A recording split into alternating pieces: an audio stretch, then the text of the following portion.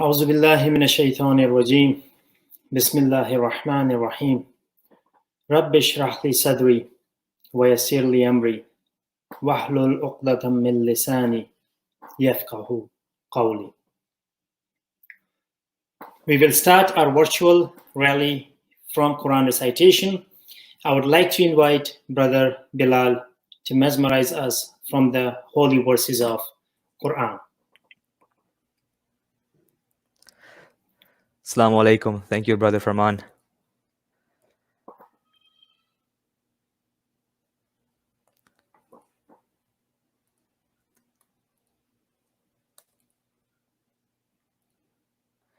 أعوذ بالله من الشيطان الرجيم.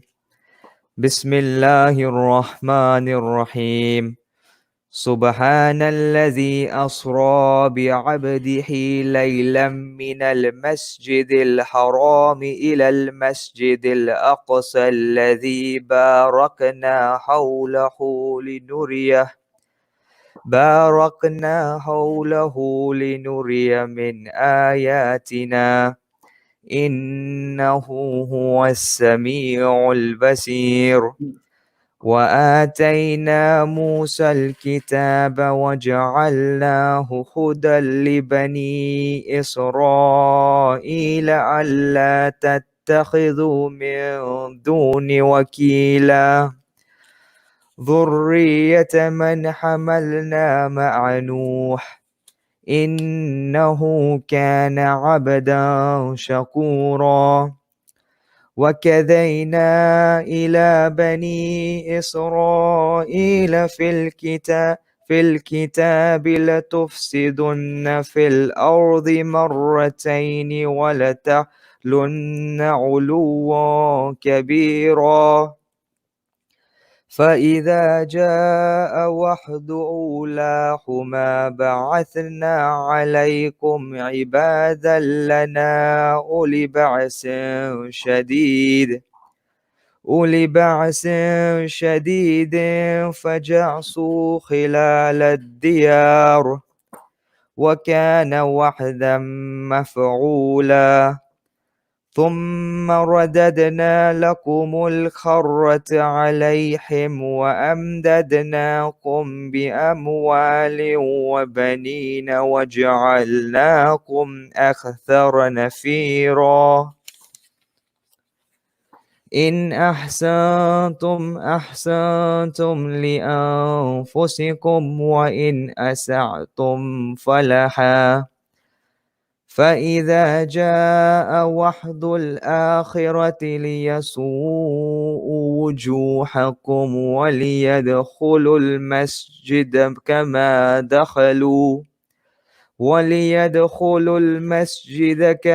دخلوه أول مرة وليتبروا ما علوا تتبيرا.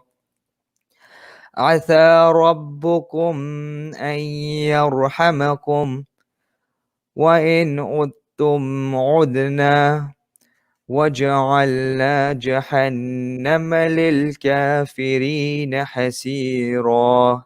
صدق الله العلي العظيم. Thank you so much, Brother Bilal, for such a beautiful voice and beautiful verses. Thank you for joining a very special and historic Al-Quds live virtual rally. Despite COVID-19, we continue a tradition of vibrant, diverse rally held each year in Toronto by peace-loving Canadians. We miss being together on the streets, hearing our united voices. To advocate for peace, we raised slogans to condemn Zionist brutality against Palestinians. We came out on the streets, reminding ourselves, people around us, and Zionist regime about Nakba. 72 Nakba was past Friday. We will not forget and continue to work for justice, for liberation of Palestine. Nakba refers to the ethnic cleansing of the Palestinian homeland in and around 1948 through forced displacement and massacre in order to create the present-day state of Israel. Some 530 villages and neighborhoods were destroyed and depopulated. Dozens of those villages faced massacres in which approximately 13,000 Palestinians were killed. 750,000 Palestinians were displaced and barred from returning home, becoming refugees. Palestinian refugees make up the largest and longest standing refugee in camps. And these 5 million refugees are the registered descendants of those originally displacing during the Nakba. The Nakba isn't a past traumatic event. It is still being carried out slowly in what is left of Palestine. Decades late, the West Bank and Gaza remain under heavy Israeli military rule, which controls heavy aspect of Palestinian life. Palestinian homes continues to be demolished as an ongoing basis. Before we start with our first speaker, I would like to read the statement of principles. We are Canadians from all walks of life and religions. We are deeply concerned about human rights and justice for all. We support Palestinians in their peaceful quest for freedom, democracy, and an end to the decades-long illegal occupation and colonization of Palestine. We oppose all forms of bigotry and racism, including Islamophobia, anti-Semitism, anti-Palestinian hate speech. We oppose Zionism, but not Judaism. We reject the claim that Zionism and Judaism are one and the same. We believe that the goals of Zionism are discriminatory and are profoundly inconsistent with the values of Judaism. We condemn, in particular, all acts of violence against innocent civilians. As conscious Canadians, we demand that our government fulfill its international legal duty to ensure that Israel respects the Geneva Convention and other applicable international law concerning lands and people under occupation. We call on Canada's government to impose peaceful economic sanctions on Israel until Israel complies with its international legal obligation. Brothers and sisters, today's rally will be done in approximately 90 minutes. Please stay with us for the entire event. Now, without any further ado, I would like to invite our first speaker, Brother Ken Stone. Ken Stone is a long-time Palestinian solidarity, anti-war, anti-racist, and environmental activist. Raised in a Jewish home and now residing in Hamilton, Ontario, he is treasurer of the Hamilton Coalition to Stop the War and executive member of the Syria Solidarity Movement. Please welcome Brother Ken Stone. Thank you, brother. Al-Quds Day 2020 is another win for us. Last year, Premier Ford and Mayor Tory tried unsuccessfully to ban the Toronto Al-Quds rally and rob us of our democratic right to express solidarity with the Palestinian people. This year, despite COVID-19, the Toronto virtual rally is still going ahead, and I'd like to congratulate the Al-Quds Committee for its determination in holding this important annual event that takes place in the context of worldwide demonstrations. 2 years ago, on Al-Quds Day, we were protesting Trump's moving of the U.S. Embassy to Jerusalem, at which time a vote was held at the UN General Assembly in which 128 countries voted against the move and only 9 supported it. And how did Trudeau vote? The Trudeau government spinelessly and shamelessly abstained. 1 year ago, Trump declared U.S. support for Israel's illegal annexation of the Golan Heights.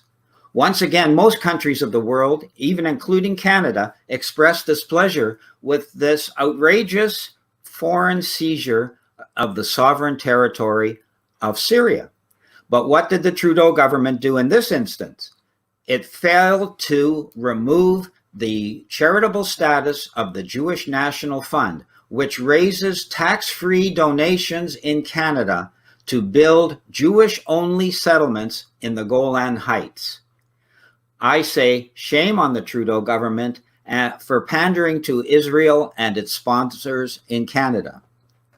This year, when Trump unveiled his deal of the century, Global Affairs Minister Champagne, to his credit, stuck to Canada's position that, quote, a just, comprehensive, and lasting peace between Israelis and Palestinians could only be achieved through direct negotiations, end of quote.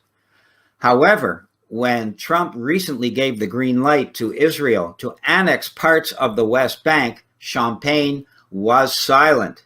A few days ago, the Green Party of Canada sent a letter to Trudeau, and I'll read a bit of it. And it says, Trudeau should bring this matter up with the utmost urgency to Canada's international partners and to apply pressure on Israel to back down from this dangerous plan.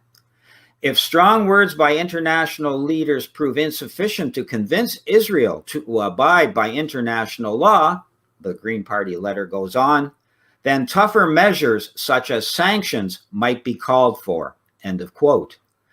The Green Party of Canada deserves high praise for this statement, which sets it apart from the other political parties in Canada. Presented with the deal of the century, for Palestinians, resistance can be the only way forward.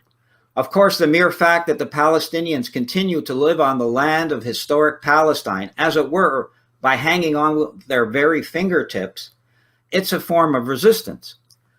But they do much more than that. They have the Great March of Return, the Palestinian prisoner struggle, opposition to home demolitions in East Jerusalem, unauthorized demonstrations almost every day in the West Bank against the proposed annexation. These are just some examples of the Palestinian resistance that goes on and has been going on for 72 long years since the establishment of the State of Israel. And this resistance by the Palestinians is part of the historic resistance of the whole Arab nation from Iraq to Morocco against European colonialism, first the British and French, then the Spanish and Italians, and now the USA. Israel itself has an intimate understanding of the dangers posed by long-term resistance to its expansionist plans. It was driven out of Lebanon after 18 long years of struggle by Hezbollah.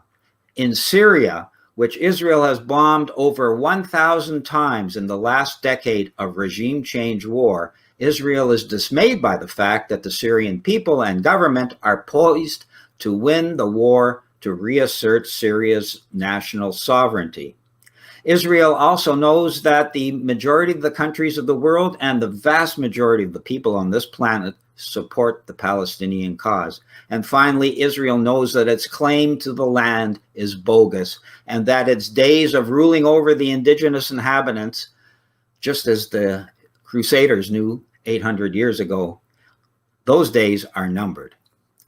So what can we do to support the Palestinian resistance? Like the Toronto Al-Quds Committee, we should never give up the struggle to support Palestine no matter what is thrown at us. We should insist that the Canadian government stand firmly against the deal of the century and the annexations in the West Bank. We should support the Green Party. We should demand the removal of the charitable status of the Jewish National Fund, endorse the Gaza Freedom Flotilla, and support BDS. In short, we should do everything we can in Canada to help the Palestinians resist Israeli occupation and realize their dream of a Palestinian state in all of historic Palestine.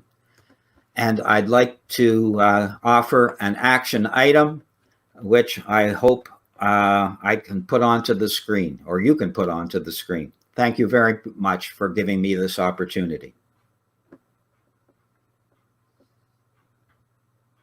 Thank you so much, Brother Ken. Absolutely, the action item will be coming on the screen. It is one of the items on the agenda. And very well said, present day situation, resistance is the only way, and Israel's claim to the land is bogus. And one thing is for sure, there is no two ways about it, that Gaza will be free. Now, Imam Ali alayhi salam said that justice is the base that supports the whole world. Now, I'd like to invite our first spoken words speaker, Sister Gule Zahra. Please join me to welcome Sister Gule Zahra.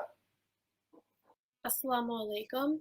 This spoken word, this piece is called Can You Feel by Amna. Can you feel? The darkness of the night covered a Palestinian town. From the sky came a thundering sound. Yellow and red streaks colored the sky. Frightening sounds heard from up high. Mothers console as their young ones cry. The older children whimper as their fathers sigh. No one speaks, but their minds all ask, is it today we'll breathe our last? The sun peeks in and all rise to check. Opening the front door, they sight the wreck. Destroyed buildings and glass-cut skin, causing blood to gush from within. Several other areas and homes are destroyed. The refugee camps have more people joined. Now, across the globe spreads a disease, taking away lives with a cough and a sneeze. Washing hands, sanitize, and staying clean is the new motto as the world quarantines. It was in China where the virus was initiated. Within days, the disease escalated, spreading from one country to the next. China, Russia, and Spain all felt its effects. The disease has disrupted people's being, restricting freedom of movement and the right to meeting. Going out unnecessarily is a crime. Children stay indoors to kill the time. People everywhere live in fear of their lives and the lives of those dear. Many are suffering while still alive, while others wonder if they'll even survive. They say you never know what you bear until it is no longer there. They say you will never truly understand hardship until you have felt your heart sink. Can the COVID-19 pandemic finally make us feel the pain and the suffering of the Palestinians all that much more real? Many households eat less with the closing down of business. Can we empathize with those Palestinians that are homeless? We live in fear of the virus entering our homes. Remember the times the military broke down Palestinian roof with their drones. We are living under uncertain times. Can this remind us of the heartbreaking Israeli war crimes? Coronavirus can take mere hours to spread from the East Coast to the West. So don't undermine the power of helping a country from afar. People can take effective measures to help the oppressed from wherever they are. Research, data, experimentation, and all the world can do, they do it to find a vaccine. Economic sanctions, boycott, and raising our voices, we too can put an end to the Israeli regime. They say you never really know what you bear until it is no longer there, and that you haven't understood hardship until you've felt your heart sink. And it's when we feel pain, our hearts begin to change. And so just as we are so thankful to those on the front line during this distress, we should be the front line for the Palestinians and stand for everyone who is oppressed. Thank you. Thank you so much, Ahsant, Sister Gule Zahra. And I'm just repeating one of her lines, that is it today we will breathe our last. It's really unfortunate that young children and kids have to think that way. have to wake up in the morning thinking that is it going to be their last day. I'm just, it reminded me of a small quote that I was reading yesterday from Meher Zan. He says that no mother, no father to wipe away my tears. That's why I won't cry. I feel scared, but won't show my fear. I keep my head high. Deep in my heart, never have any doubt that Palestine tomorrow will be free.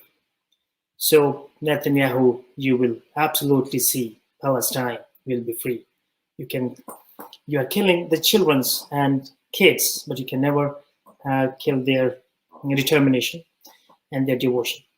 With that being said, I would like to request our next speaker, Tim Anderson.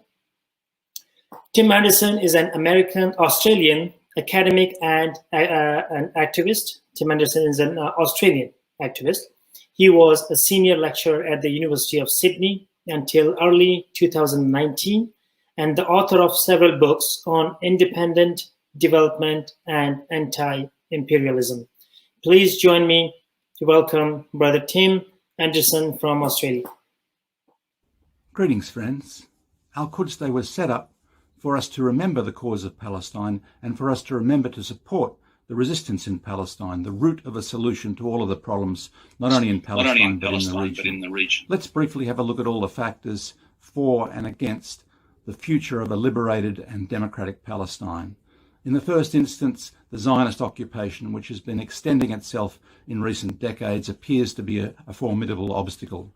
Then there's the strong Western allies that finance, arm, and also give propaganda support to the Zionist regime. Then there is this fanatical Zionist colonial ideology, which keeps a coherence amongst the colonists in Palestine. And finally, importantly, the disunity amongst Palestinian groups is a great weakness, a great obstacle. But let's look at the other side. The factors for a liberated and democratic Palestine are rooted in the resistance, the steadfast resistance that doesn't go away, that keeps occupying the land, remaining on the land in face of all of the pressures, and the active resistance, which is a daily fact of life. The regional allies are also important, that is to say the frontline states, Lebanon, Syria, Iran. All of the potential regional allies are extremely important because Palestine by itself cannot liberate itself from these forces. There is the vulnerability of the colony and of its supporters to international illegitimacy arguments. That's extremely important. The more that Palestine is exposed as an apartheid state, the more difficult it is for its allies to hang on to it. And in the end, that's going to be the factor that we can contribute most to outside Palestine, is the delegitimizing of this apartheid colony. But at the root is the resistance, and we have to find different ways to keep supporting the resistance, the root of a successful, liberated and democratic Palestine. So thank you for listening, and let's continue to support the resistance.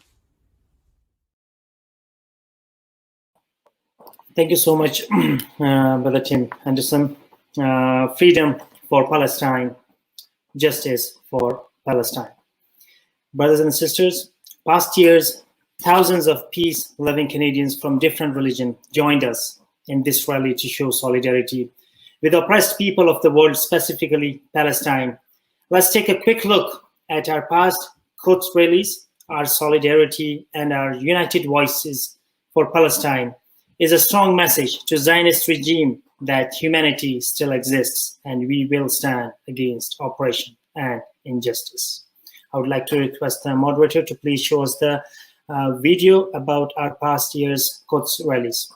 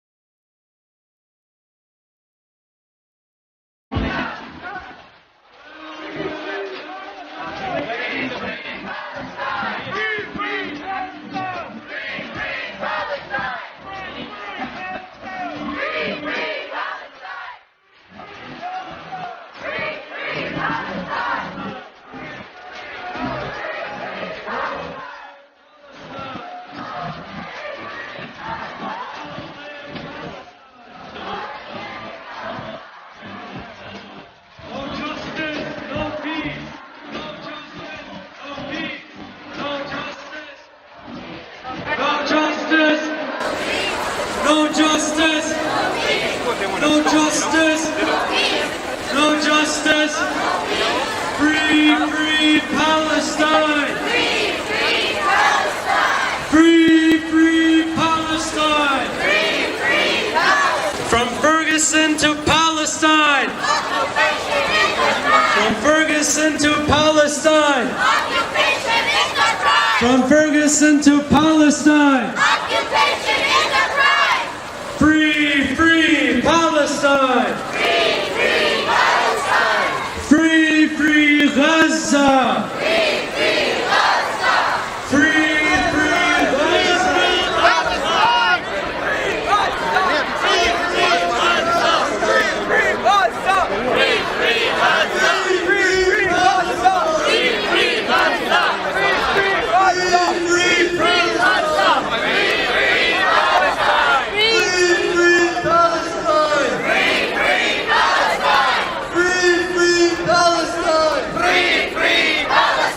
Judaism, yes. Zionism, no. Judaism, yes. Zionism, no. Judaism, yes. Zionism, no. Judaism, yes. Zionism, no. Palestine, justice for Palestine. Freedom for Palestine. Freedom for Palestine. Justice for Palestine. Justice for Palestine. Freedom for Palestine. Freedom for Palestine. Justice for Palestine. Justice for Palestine. Let that country know that if they decide to fund and support racism, terrorism, and injustice, we will oppose them till our last breath.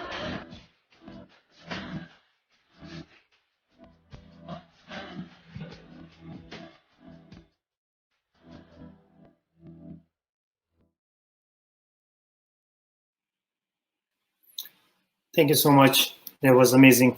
Memories from the past. Thousands of us were on the road chanting for the freedom of Palestine, and the whole GTA downtown could hear free, free Palestine. Zionism is racism. Zionism is terrorism. Yes to Judaism and no to Zionism. Imam Ali alayhi salam said, there are three things that you can never get back. Time that was wasted, words that were spoken, and the opportunities that were not taken. So it's time for the first action of the day, which is let justice be done. You will see a slide on the screen for the first action of the day. This is about Trudeau, and Brother Ken spoke about this as well, that how our governments are doing hypocrisy in making rules, following it in different ways for someone and different for other people. So if I can ask the moderator to please put a slide of the action number 1, let justice be done, where we want to tell Trudeau government to support the International Court, which is ICC, to investigate crimes in Palestine. The Trudeau government has written to ICC saying that it does not have jurisdiction to investigate Israel's war crimes against Palestinians because Palestine is not a state. So this is what Trudeau government is saying, that Palestine is not a state. Joined 42 Canadian civil society groups among 183 Palestinian regional and international human rights groups calling on ICC to pursue justice for Palestine. Take 2 to 3 minutes to send a letter to Trudeau government to tell them you want Israel held accountable under international law. Follow the link to send them form or personal letter, which is tinyurl.com/alquds-letter ICC. Brothers and sisters, this will not take a long time. Please do your part and send these letters as soon as possible. This is the least that we can do for our for the oppressed people of Palestine, for the oppressed people of wherever they are, in Yemen, in Kashmir, in everywhere. This is the least that we can do, and try our best to hold our governments accountable and responsible for the actions that they are doing and for the words that they are saying. And Again, Judaism rejects Zionism. I would like to invite our next speaker, Rabbi David Fieldman. Rabbi Fieldman is an active rabbi of Neturei Karta International, an organization founded in the 1930s in Jerusalem to protect the Jewish community from the new Zionist movement. Over the past few decades, NKI has been active in giving publicity to the voice of opposition of many Jewish communities around the world to the Zionist ideology, the Zionist state, and its crimes committed to the Palestinian people. They explain to the world the distinction between Judaism and Zionism, that the relatively new Zionist movement is a rebellion against GD, and it does not represent the Holy Torah, nor the entire Jewish people. Rabbi Fieldman and his colleagues appear frequently at public demonstrations, university lectures, radio and television interviews, and pro-Palestinian conference. Please join me to welcome Brother Rabbi David Fieldman. Thank you very much, and assalamu alaikum. First, I would like to thank the Al-Quds Day Committee in Toronto, Brother Siraj, and the rest of the staff for inviting me, and especially for arranging this important virtual rally. Today's virtual rally is very important since the occupation of Palestine is not just continuing, but expanding and worsening. While we are limited due to the COVID-19 pandemic and no public gathering are held, constantly more Palestinian homes are being demolished and more land is being annexed.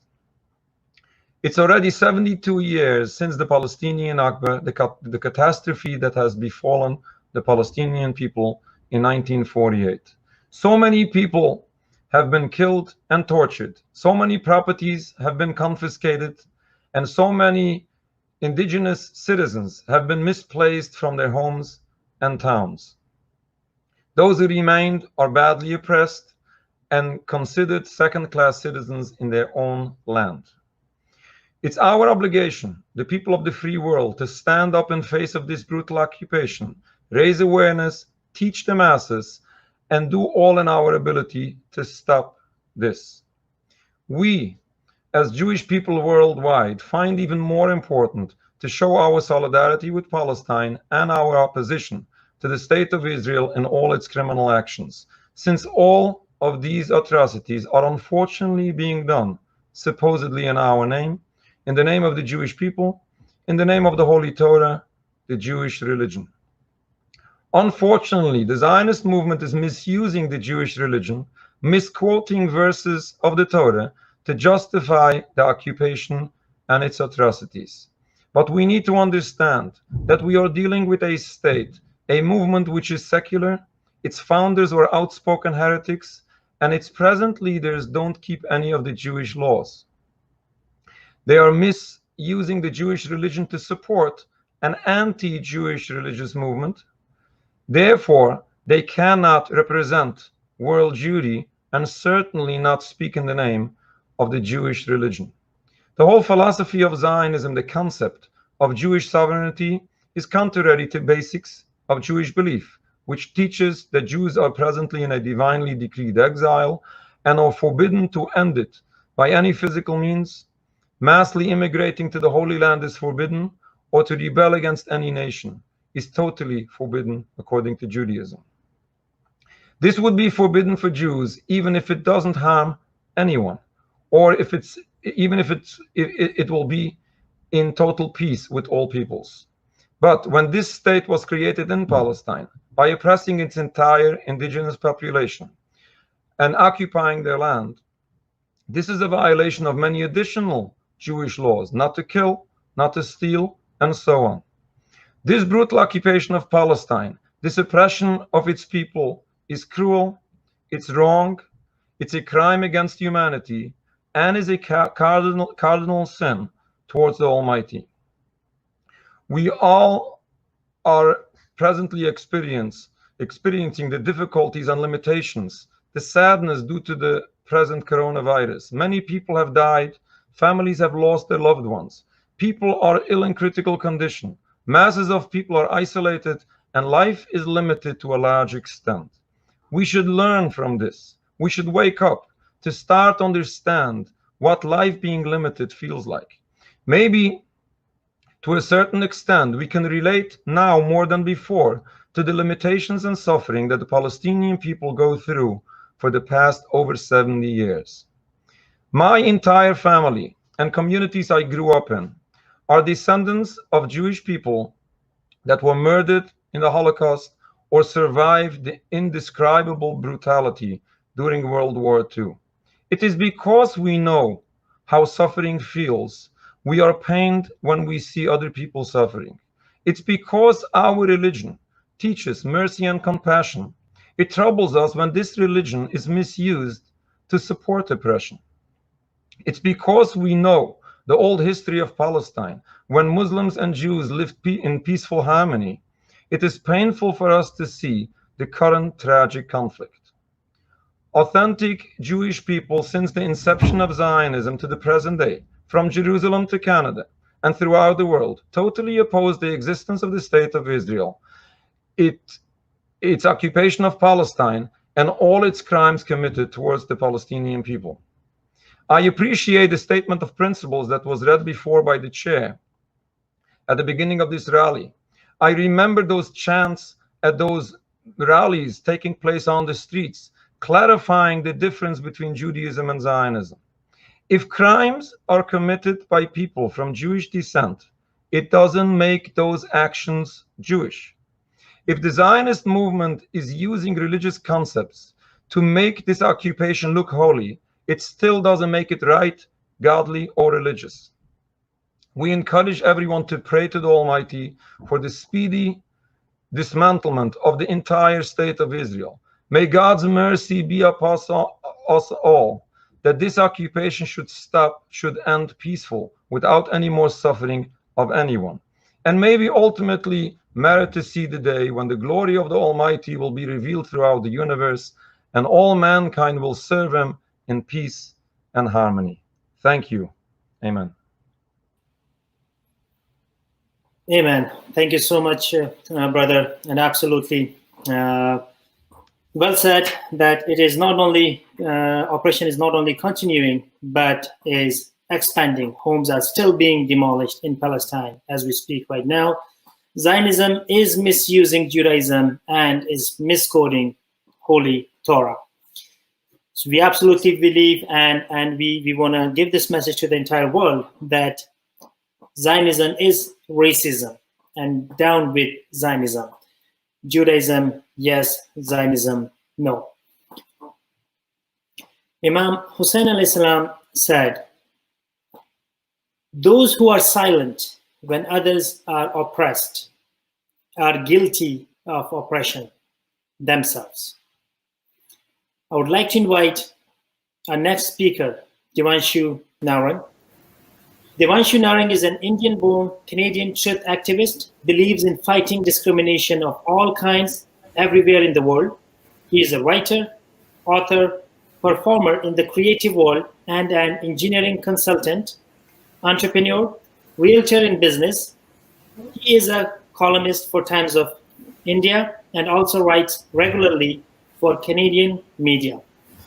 In a world where the right wing grows and spews hatred, Devanshu considers it his call. Please join me to welcome Devanshu Narang.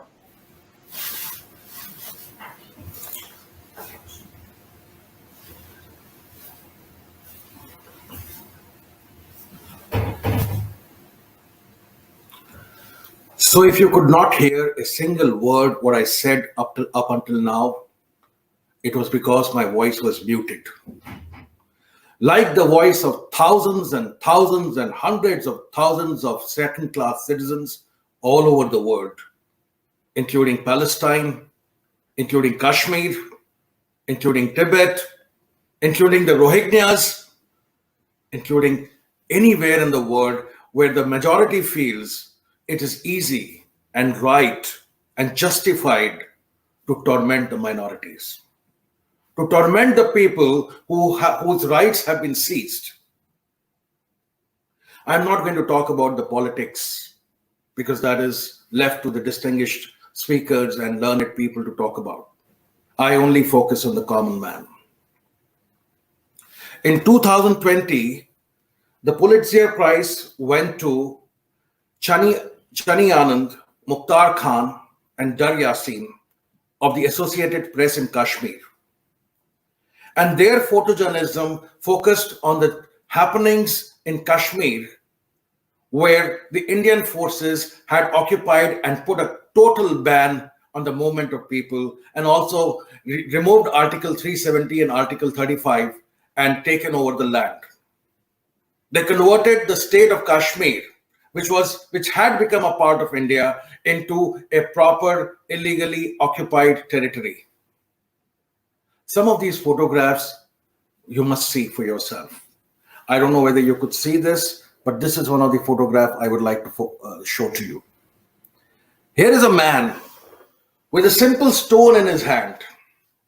He's standing, he's jumping, he's shouting, he's showing his angst against an armored vehicle full of people, with tens of people with maybe automatic weapons, followed by 100, maybe tens of other armored vehicles behind it. This man knows that even a single person who pulls the trigger can end his life, and yet he fights just with a small stone. Sometimes I think, what drives people when they do this action? How do they get that strength to fight oppression? How do they get the courage to stand in front of death and still say, we are alive, we will fight? And then I talk to my friends back home in India. I talk to my friends in Kashmir. I speak to my friends in Palestine. I remember when I was in college, I used to speak to my friends from Palestine who had come to do engineering in IIT in India from Palestine.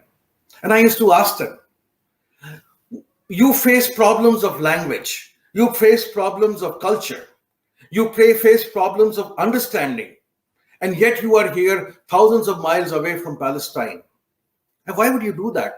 And I'm talking about the years of 1985 to 1989. And they said they are doing this because there are lesser opportunities in their land of higher learning, and they want to go back to that land and create opportunities for people because they don't want to continue to live lives of second-class citizens. I went to Kashmir 2 years back, and I saw that how for 8 million people living in Kashmir, there were 1 million soldiers plus. How every kilometer I walked or I went, there were soldiers everywhere.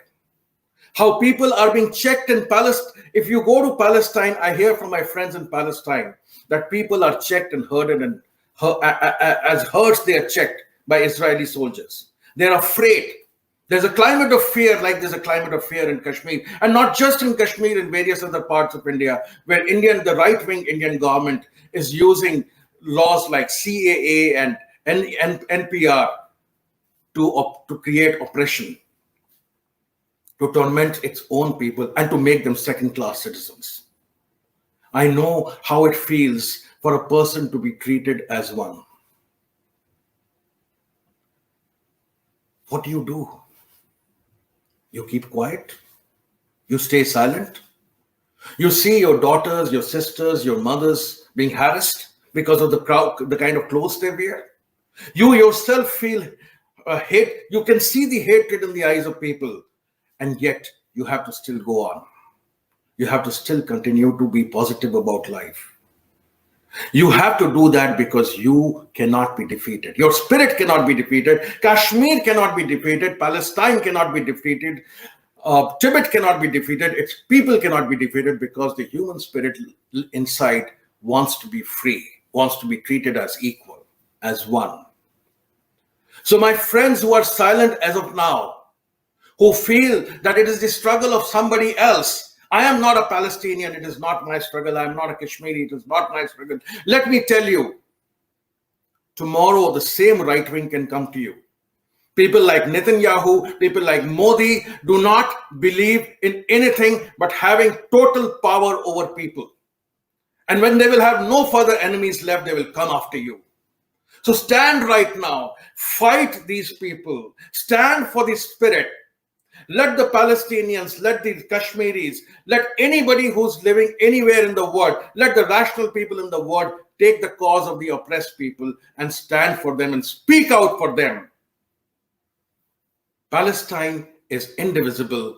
Palestine cannot be defeated because its people cannot be defeated, and Palestine and Kashmir and Tibet live in the minds of the people. And we support them. And we secular people will continue to support them for this lifetime and beyond. Thank you. Thank you so much, brother. Very well said and very well done. If the voices are muted, operation will continue. For 8 million people, 1 million soldiers in Kashmir, that's a shame. And that tells you that 1 million soldiers could not stop those people from speaking up. And no matter how many soldiers you put in these kind of lands, whether Palestine or Kashmir, you cannot stop them. It's their homeland, it's their freedom, it's their family, it's their security. Now it's time for our second action of the day, which is end the lockdown in Kashmir. Brothers and sisters, I cannot stress more on this. It will take only a couple of minutes, maximum 2 to 3 minutes for us to do our part and raise our concern to our governments and help those oppressed people in the minimum way that we can do while sitting in our cozy homes. Despite the COVID-19, we did not see the problems and the issues and the concerns, the hunger and the thirst that our Kashmiri brothers and sisters or Palestinian brothers and sisters or Yemen or Bahrain or all over the world, what they are seeing. We do not see even 1% of that. This is the least that we can do. Sign a formal petition E2607 to be read in the House of Commons and to attention of government. Petition E2607 calls on Government of Canada to condemn India's domicile law and settler colonization underway in Jammu and Kashmir. Requests that India restore internet access and end preemptive imprisonment and free all political prisoners, among other requests. All residents and citizens of Canada are invited to sign petition. Thank you to Scott Dewell, MP, NDP Hamilton Mountain, for being the sponsor of this petition in House of Commons. Brothers and sisters, it will take 1 minute to sign the e-petition. With enough signatures, it will be formally read inside the House of Commons and entered into the official proceedings. Follow the link, tiny URL, Al-Quds e-petition Kashmir. To learn more about Canadians for Justice and Peace in Kashmir, please visit www.cpjk.org. Please, brothers and sisters, do your part. It will take only 2 to 3 minutes, and maybe with your voice, somebody will get justice. Now, Martin Luther once said, "You are not only responsible for what you say, but also for what you do not say." I'm honored to introduce our keynote speaker, Dimitri Lascaris. Dimitri is a lawyer, journalist, and activist. After graduating from the University of Toronto, Faculty of Law in 1991, he began his law career, eventually specializing in class action suits against corporations, recovering more than $450 million for aggrieved parties. A few years ago, Dimitri retired from law in order to devote himself to journalism, activism, and pro bono legal work. He has been a correspondent of the Real News Network and has served on the boards of numerous public interest organizations, including social and housing issues, climate change, and legal advocacy. After running for the Green Party of Canada in 2015 federal election, he served as Justice Critique in the shadow cabinet of the party. Dimitri is now running for the leadership of the federal Green Party of Canada. We wish Dimitri success in his bid and hope to support him when the time comes. Please join me. Welcome, Dimitri Lascaris. Assalamu alaikum, brothers and sisters. Today, in 2020, after more than half a century of occupation of the Palestinian people, it sometimes seems harder than ever to advocate on their behalf for their human rights. And those who devote their time and passion to the defense of oppressed Palestinians constantly search for signs that their efforts are bearing fruit. But on the surface, sometimes it seems there's little cause for optimism. Israel's illegal West Bank settlements are now more extensive than ever, despite countless condemnations of those settlements by international institutions, human rights groups, and governments around the world, including our own government here in Canada. So emboldened has the Israeli government become that it now talks openly of annexing large swaths of the West Bank, and it no longer makes even the pretense of being engaged in good faith negotiations toward the creation of a truly sovereign Palestinian state. Following the Trump administration's decision to move the United States Embassy from Tel Aviv to Jerusalem, a decision which a few other states have since cowardly followed, Israel's illegal annexation of East Jerusalem seems to have become more entrenched than ever. And then, of course, there is Gaza. The conditions within Gaza are as difficult as they have ever been. As we all know, years ago, the United Nations predicted that Gaza would be unlivable in 2020, and that is precisely what Gaza has become, even before the date predicted by the United Nations. Its health system barely functions. The vast majority of Gaza's water is contaminated and unfit for human consumption. The sea off of Gaza's coast is poisoned by sewage because there's not enough electricity and infrastructure to run Gaza's war-ravaged sewage system. Before the pandemic, Gaza had the highest unemployment rate in the world, in excess of over 40%. Without a doubt, the pandemic has deepened Gaza's economic devastation and has exposed its deeply vulnerable population to the risk of a mass outbreak of a potentially deadly virus. Despite all of this, Israel seems to have become ever more integrated into the global economy.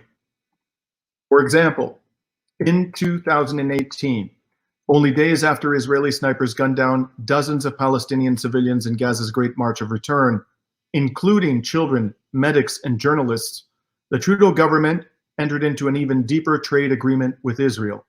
That agreement conferred preferential tariff treatment on products made in Israel's settlements, which the Trudeau government itself admits are a grave violation of the Fourth Geneva Convention. Canada's government conferred these trade benefits on Israel, despite the fact that one of the civilians whom Israeli snipers had shot only days earlier was a Canadian Palestinian, Dr. Tarek Loubani. Quite apart from these grim facts, advocating for Palestinians has become ever more hazardous. It is now virtually impossible to advocate effectively and vigorously for Palestinian rights without being smeared as an anti-Semite or a supporter of terrorism. We have all seen that these terrible accusations have been hurled even against our brothers and sisters in the Jewish community who have courageously spoken in defense of the Palestinian cause. In some jurisdictions, advocacy for Palestinians has almost been criminalized. In the United States, advocates of Israel came close to passing the Israel Anti-Boycott Act, a bill which sought to impose civil and even criminal penalties on institutions supporting boycott, divestment, and sanctions. In Canada, our supposedly progressive Prime Minister has repeatedly smeared supporters of BDS, who include our brothers and sisters in the Jewish community, as anti-Semitic. And yet, at the end of the day, what is BDS? It is simply a call for Israel to be subjected to economic penalties until it respects the human rights of Palestinians. Mr. Trudeau's government currently imposes sanctions on approximately 20 state and state actors for their violations of human rights. Those of us who support BDS, as I do, are simply demanding that Israel be treated the same as any other human rights violator, and that our government end the double standard it has employed to shield Israel from accountability. But yes, my friends, the situation for our Palestinian brothers and sisters seems grim, but I'm here to tell you today that despite these appearances, we have made immense progress and the Palestinian people are winning. In early 2017, the Green Party of Canada overwhelmingly approved a resolution calling for the use of sanctions, including an arms embargo, to ensure Israel's respect for international law. This marked the first time in Canadian political history that a party having representation in Parliament formally adopted a policy calling for sanctions on Israel. Just days ago, and as Brother Ken Stone mentioned, our three Green MPs, Paul Manley, Elizabeth May, and Jenica Atwin, sent a letter to the Canadian government demanding that it oppose Israel's pending annexation of the West Bank and that the government employ sanctions if necessary to deter that annexation. And earlier this month, nearly 130 current and former British lawmakers wrote to the United Kingdom Prime Minister Boris Johnson and urged him to impose economic sanctions if Israel moves ahead with plans to annex sections of the West Bank. The signatories reportedly included Conservative Party Chairman Chris Patten. In 2017, along with Independent Jewish Voices Canada, Canadians for Justice and Peace in the Middle East, and journalist Murray Dobbin, I sponsored a poll by a leading Canadian polling firm, Ecos Research, which revealed that approximately 80% of Canadians expressing an opinion believe that the Palestinian call for boycott, divestment, and sanctions on Israel is reasonable. That same poll showed that more than half of Canadians who expressed an opinion opposed Parliament's condemnation of the BDS campaign, and that 2/3 say government sanctions on Israel would also be reasonable. Polls in other jurisdictions have also revealed major shifts in public opinion, and that sympathy for the Palestinian cause is rising dramatically across the Western world. Statements of leading politicians also reveal a dramatic shift. Last year, Bernie Sanders, who twice came close to securing the Democratic nomination for the President of the United States, and who frequently refers to Israel as an occupying power, made clear that he would be prepared to condition the annual $3.8 billion in US military aid to Israel on its treatment of Palestinians. And in 2018, US Congresswoman Betty McCollum openly declared that Israel is an apartheid state. In that same year, former Green Party leader Elizabeth May visited the West Bank with other Canadian MPs, and upon her return to Canada, Ms. May held a press conference with two other MPs from the NDP and the Bloc Québécois, in which she stated that what Israel is doing to occupied Palestinians is, quote, much worse than apartheid was for blacks in South Africa. Not only are Palestinian solidarity activists winning in the court of public opinion, they are winning also in the courts of law. Last year, in a judicial review application, which I had the pleasure to prosecute on behalf of Dr. David Kattenberg, a member of Winnipeg's Jewish community, the Federal Court of Canada ruled that product of Israel labels on wines made in Israel's illegal settlements are false, misleading, and deceptive. In 2017, in another case in which I acted as counsel, the British Columbia Supreme Court rejected a petition asking the court to stop a BDS referendum at the University of British Columbia. A year ago, for the third time, a United States federal district court ruled that a state anti-BDS law violated the First Amendment of the United States Constitution, which protects freedom of expression. Just 3 weeks ago, the Supreme Court of the United Kingdom ruled that the British government's ban on ethical pensions divestment is unlawful. This meant that local governments in the United Kingdom were free, contrary to the wishes of Boris Johnson's government, to divest from companies that violated Palestinian human rights. This was, by any measure, a major victory for the BDS movement and for Britain's Palestinian solidarity campaign. Why? Why is all of this happening, my friends? I believe that there are two major reasons that the tide is turning in favor of Palestinian human rights. First, the Netanyahu government has shattered the illusion that Israel's government genuinely desires a just peace. Its refusal to engage in meaningful peace talks and its declared intention to annex large swaths of the West Bank have exploded the Zionist mythology. Israel's promoters can no longer deny with a straight face that Israel's true objective is and always has been to secure permanent control over all of historic Palestine and to subject the Palestinians who remain under occupation to a system of oppression which, as Elizabeth May said so eloquently, is far worse than apartheid in South Africa. I have often said that impunity makes people stupid. What I mean by that is when a criminal gets away with breaking the law repeatedly, that criminal becomes complacent. He makes mistakes, and that is precisely what has happened to Israel's government. It has gotten away with violating international law for so long that it has recklessly abandoned even the pretense that it is willing to tolerate a Palestinian state. Ultimately, this arrogance will ensure and hasten the demise of Israel's brutal system of apartheid. But there is an even more important reason for the turning of the tide, and that reason is the sheer force of will, the amazing dignity, and the enduring courage of the Palestinian people themselves. One day soon, Palestinians will have self-determination, and they will achieve it by peaceful means. Indeed, I'm convinced that this will happen in my own lifetime. And when it does happen, historians will look back on these decades of struggle by the indomitable Palestinian people as one of the greatest achievements in the history of human emancipation. Thank you.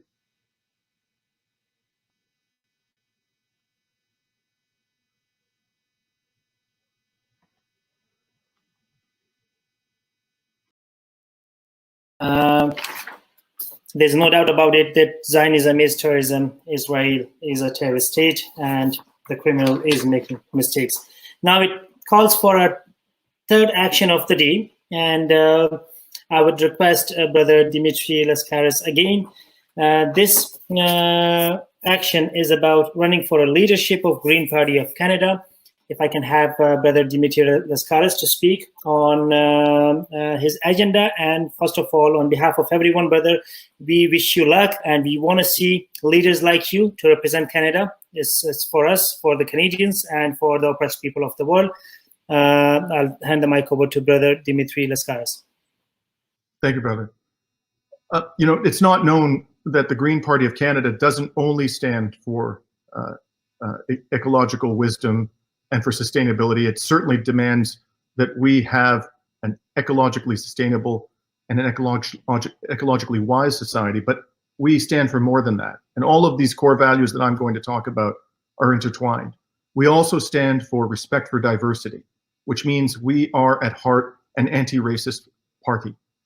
We also stand for non-violence. That is one of our 6 core values, which means that we oppose war and militarism. We stand for social justice, and we stand for participatory democracy. And when you put all of those values together, which, as I say, are intimately intertwined, what it means is that we must, as a party, it's at the core of who we are, stand with all oppressed peoples, the oppressed peoples of Palestine, the oppressed peoples of Kashmir, the oppressed indigenous peoples here in our own country, Black Canadians, Blacks in the United States, wherever oppressed peoples may be found, it is our duty to stand with them. And that is the essence of who we are as a party.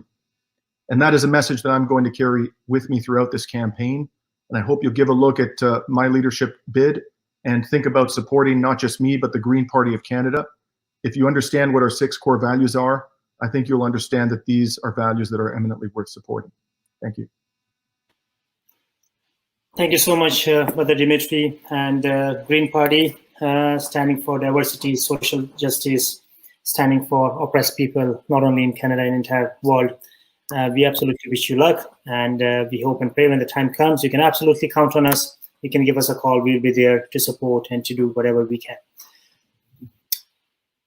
In the Holy Quran, Allah subhanahu wa ta'ala says, "O you who believe, stand out firmly for justice as witnesses to Allah, even if it be against yourself, your parents, and your relatives, or whether it is against the rich or the poor."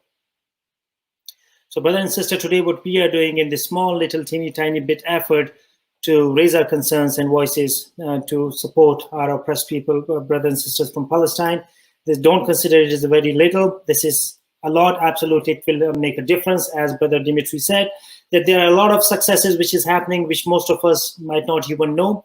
But slowly and surely, we are getting there. Palestine will be free, and I'm hoping and praying that we all will see that free Palestine.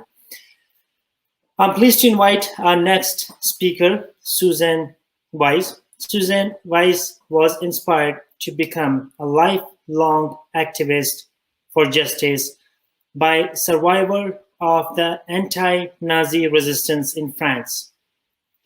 She continues to be inspired to attain justice by the Palestinian resistance, which does not give up in spite of monstrous odds. Susan is the author of a book, Holocaust to Resistance: My Journey, available from Fernwood Publishers.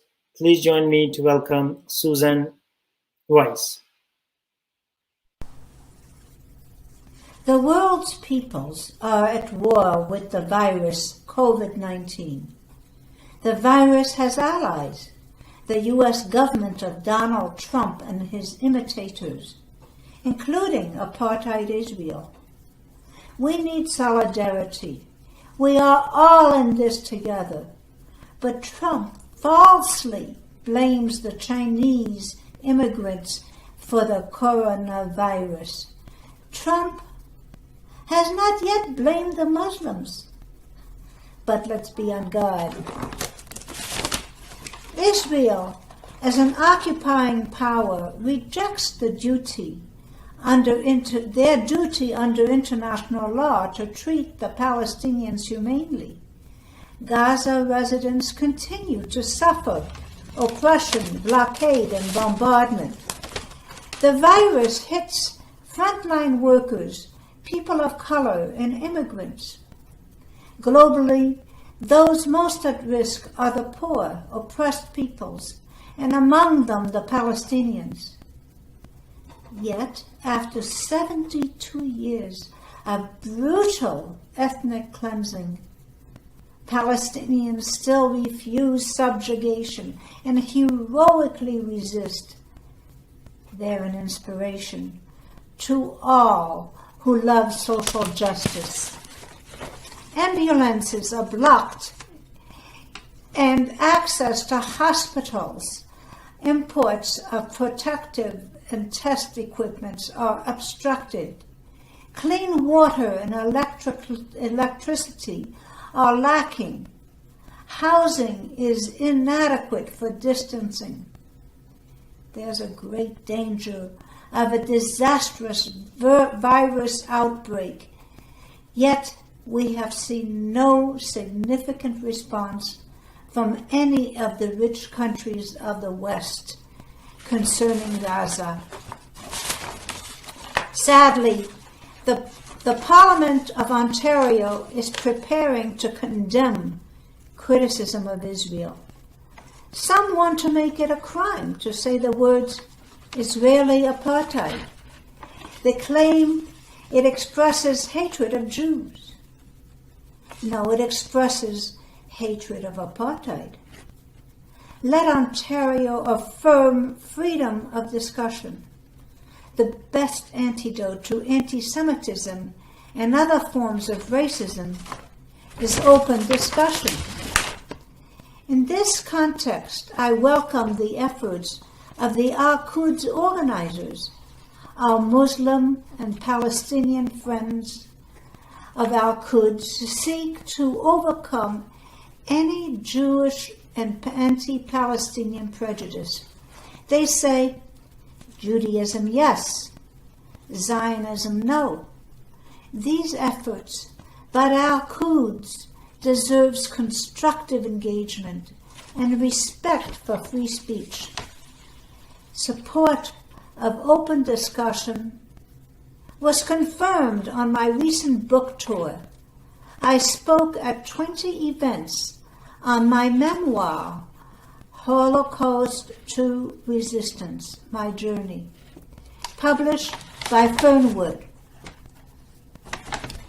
I dealt with controversial issues related to Israel-Palestine. The meetings had respectful exchanges of views. There was no Zionist disruption.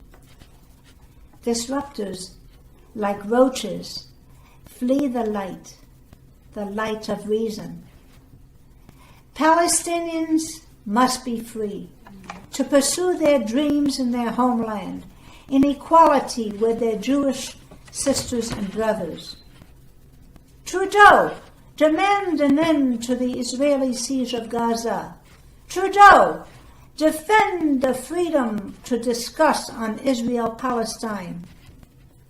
As for us, let us pursue our global boycott, divestment, and sanctions against Israeli apartheid. Free Palestine! Thank you very much for the honor of speaking to your audience.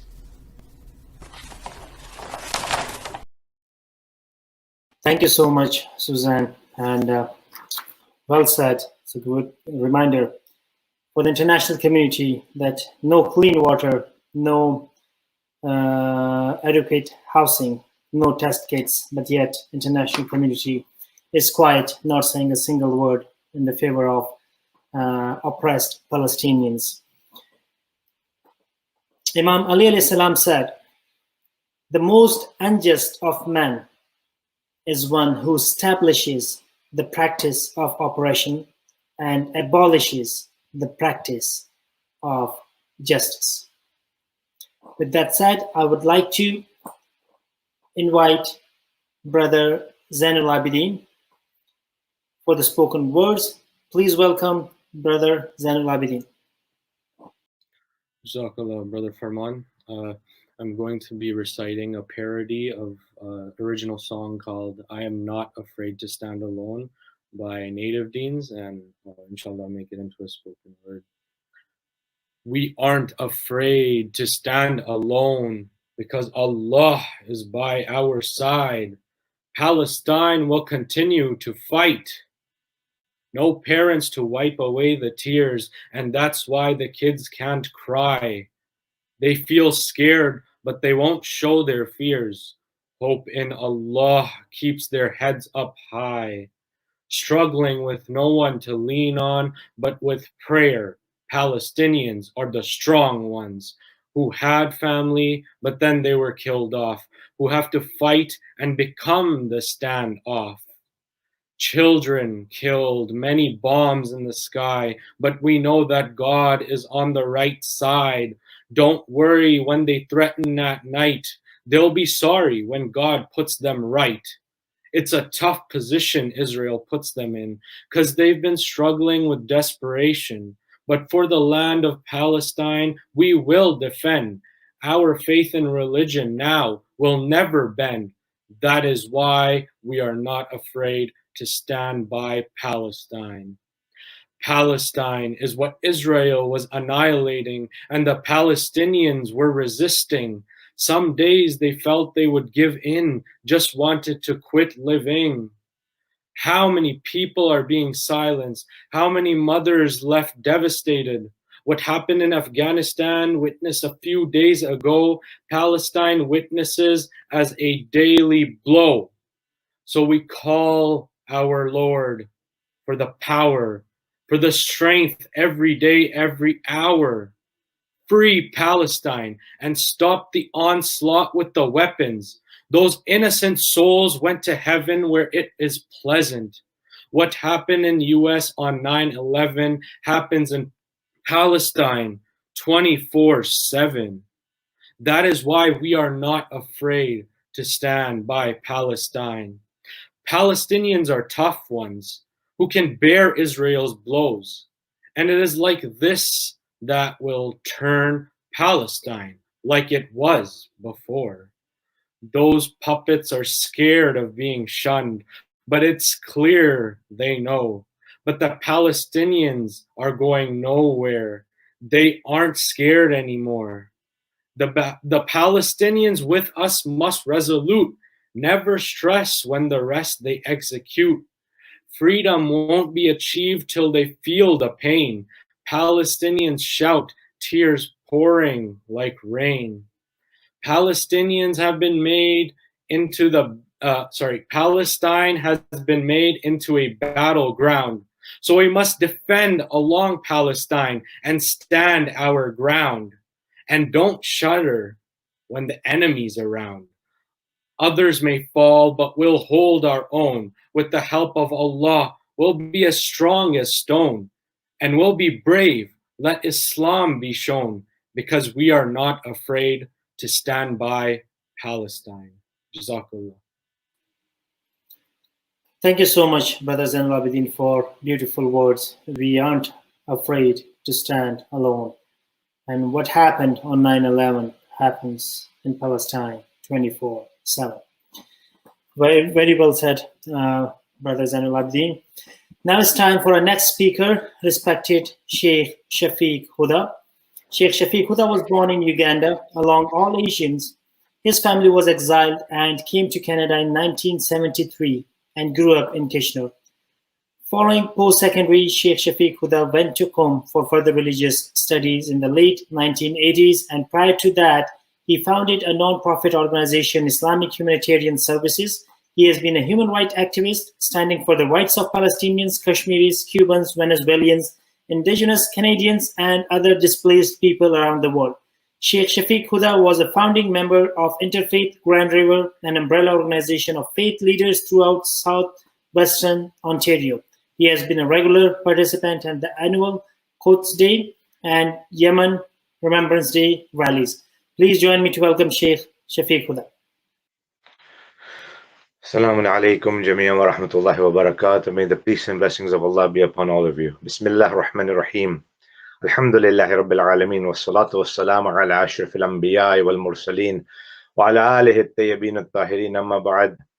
I want to sincerely appreciate the Al-Quds Day Committee in Toronto for all your hard efforts. It's interesting when I hear people complain that we have to be under lockdown, or we are in self-isolation, or we have to stay home, or we cannot go outside for other than essential responsibilities and duties. When I hear this kind of complaining, I get startled, I get amazed, I get baffled as well. That what we are encountering just for a few weeks, people in Palestine have been going through for almost 72 years. People in Kashmir, this is a part of their life. This interesting thing is that we will come back to our home. We will come back to our families after we have bought the groceries, we have bought the milk. We complain about lineups, we complain about milk shortages and egg shortages and toilet paper shortages. And yet, do we think about those who may not get eggs or milk, not for a few hours or a few days, but they don't know when and if they will have milk or eggs? This is something that is a reality for the Palestinians, for the Kashmiris, for some people in Venezuela, for Cubans who are under American sanctions and embargoes. We see so many people around the world suffering, the Rohingyas, the Tibetans, as has been mentioned so eloquently and beautifully by the speakers before me. May God bless them all, may God reward them all. And to the organizers who have created this ability for us to appreciate and understand those who are less fortunate than ourselves. We see that the Zionist state, as has been mentioned by Mr. Dimitri, my dear brother, that things are changing, and the world opinion and the popular opinion is starting to get awakened by what has been happening and what has been transpiring in the Palestinian lands. And one of the things that has been interesting when I've been reading the news and I've been following up is that the Zionists, the occupying force of Palestine, the Zionist regime, the Zionist entity, the illegitimate usurpers of the Palestinian land, has been going on a PR campaign, public relations campaign, to encourage other world leaders like the Australians, like the Canadians. They don't need to do anything with the Americans. The Americans are already in their pockets anyways, to try and say that, prevent them from going to the ICC, the International Criminal Court. My question to the Zionists is, if you've not done something wrong, why are you afraid to go before the judges? Why are you afraid to go before the International Criminal Court if you're not a criminal? The fact that you're sending out delegations and public relations people is that you realize inside your hearts and inside your minds that you are doing something wrong. You are violating rights. You are committing crimes that you do not want the International Criminal Court to investigate. That's why you're afraid. Those who are not afraid don't need to worry.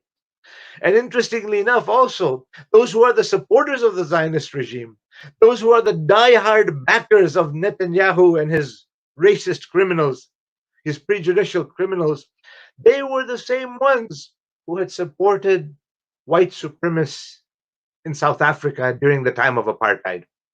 These are the same elements, these are the same racists who support South Africa at the time of apartheid, who are supporting the Zionists and the Israelis and the Netanyahus and those before him and those who will come after him. They're the same supporters. And incidentally, it is also the same ideology, this racist criminal ideology, that is running the state of India currently. And the same racist policies that they're implementing, the Israelis, the Zionists have been implementing, the South Africans had. But what changed the whole scenario? What changed the whole game strategy? boycotts, divestments, and sanctions. BDS is the most feared movement right now in the contemporary world by the Zionists, and that's why they're making this anti-democratic stand. States across the US are starting to ban this. Ontario wanted to discuss this and bring it into law. Canada has been discussing this as well. Should we equate BDS, the boycott, divestment, and sanctions movement, with anti-Semitism? Please remember, my sisters and my brothers, those who are participating in the rally, our virtual rally, at least we didn't shut the doors. We made sure that our voices are heard loud and clear. We are being recorded. We are being noted. We know that. And yet we find that this democratic right that we have is being violated on us now. Anybody who speaks out is called an anti-Semite. Don't forget one thing. We love our Jewish brothers and sisters who are with us today and who are with us when we were able to go and walk in downtown Toronto, and we were able to walk in downtown Vancouver and in other places across Canada, whether it's in Ottawa and Montreal. Remember, our Jewish brothers and sisters are there. Our Hindu brothers and sisters are there. Our Sikh brothers and sisters are there. Our Christian brothers and sisters are there. Even our atheist brothers and sisters are there. It doesn't matter what religion, what ethnic background you belong to. Just having a human heart and a human conscience and feeling the pain will be sufficient to bring you out to the rallies, whether it's an electronic rally as we are experiencing in this pandemic currently, or whether it's a physical rally that inshallah we hope to be able to continue and resume. And as I had mentioned in my previous discussion a number of years ago, that we pray for a day to come when we don't have to have these rallies, when Palestine will be free, when there will be Jews and Christians and Muslims living harmoniously as they were once upon a time. The New York Times, in an article in 1992, mentioned that when the Jews were expelled from Spain and 100,000 plus were expelled, it was the Muslims who sent boats to go and receive them and bring them to the Muslim areas. They were living harmoniously as brothers in monotheism. All the three divine monotheistic religions, the Abrahamic religions, have lived peacefully. Why did you create the state of Israel? Why did you create the state, a Zionist state, that occupied Palestine? And not only occupied Palestine at that time, in the late 40s, but continues to annex large swaths of land, annexes land from the Syrians and from the Jordanians and from the Egyptians and from the Palestinians and more. This is a cancer that has been growing, a cancer that has been spreading, and it will continue to spread unless it is stopped by the resistance once and for all in its tracks. And this is something that, when the various Western nations blindly support the state of Israel, a beautiful book that I encourage my sisters and brothers to read. It is called They Dare to Speak Out by former Senator Paul Finley. And in that book, They Dare to Speak Out, and then a subsequent book he wrote, Deliberate Deceptions, he talks about those within the United States, within North America, who have countered the Israeli lobby, the Zionist lobby, and how they suffered, what they went through, what reputation smears they had gone through, what attacks, harassments, verbal and other abuses they went through. And yet they spoke up. And this is the same spirit we see in the Palestinians, the same spirit we see in the Kashmiris, the same spirit we see in the Rohingyas, the same spirit we see in the Cubans, the same spirit we see in the Venezuelans, that imperialism will be confronted, imperialism will be fought. Imperialism is not something that we will allow to run our lives, to rule our destinies. No, we will stand up for the sake of Allah subhanahu wa ta'ala. We will stand up for justice, and we will fight these entities. We will fight these oppressors. We will fight these criminals wherever they may be and in whatever shape they come and in whatever form they come. That's why they're afraid of the International Criminal Code, because one of the things we have learned, and in Arabic there is a saying, لِكُلِّ فِرْعَوْنٍ and Musa, for every Pharaoh there is a Moses. And don't think, Netanyahu, you will not face your Moses and you will not face your reckoning. And do not feel, Modi, that you will not face your Moses as well. You will face them and you will see them. Today we see an uprising taking place, at least an awareness taking place in the United Kingdom, as has been mentioned before me. The Honorable Jeremy Corbyn, along with numerous others, have sent a letter, a petition to the current Prime Minister Boris Johnson. We see in Australia the Honorable Adam Brandt talking about Palestinian rights and making sure that his government does not blindly go and face whatever the Israeli logo, Israeli slogan has been. We see throughout Europe there has been an awakening, not only amongst the people, but amongst the politicians and the parliamentarians. Throughout the Middle East, despite Al Saud, the rulers of the Hijaz, of the Arabian Peninsula, despite them warming up to the relations and benefiting, with their fulus and with all theirs, benefiting with their power bases maintained by those who themselves acknowledge that if it wasn't for us, if it wasn't for the United States, he mentioned it, the president himself, that you, O Saudi Arabian authorities, would not last even 2 weeks. We're waiting for that due day to come, inshallah, bi'idhnillah, where all these oppressors will have less than 2 weeks to go, and there will be justice, there will be peace, and there will be equality. And we pray for that day to come, inshallah, that these oppressors, who are all ideologically the same racists, the same tyrants, the dictators, and the rulers of the eras today, we will see their downfall very soon, inshallah. We are patient. We are patient because we know that these things will not happen overnight. We know that you are firmly embedded, but don't think that those embeddings are in stone.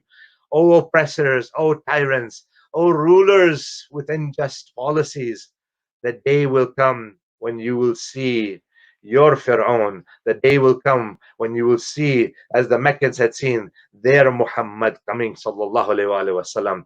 And that day is not far away, inshallah, bi'idhnillah. وَسَيَعْلَمُ الَّذِينَ ظَلَمُوا أَيَّ مِنْقَلَبٍ يَنْقَلِبُونَ. A time will come, a day will come very soon, when the oppressors will realize what they had done, and they will face the reckoning for that. And we pray for Allah to send Imam Mahdi, make us amongst the companions of the awaited Messiah, the awaited Mahdi, and inshallah along with Jesus Christ, to establish justice, equality, and truth throughout the world. But at the same time, we have a responsibility to lay the foundation for justice for the Imam Mahdi to come, inshallah.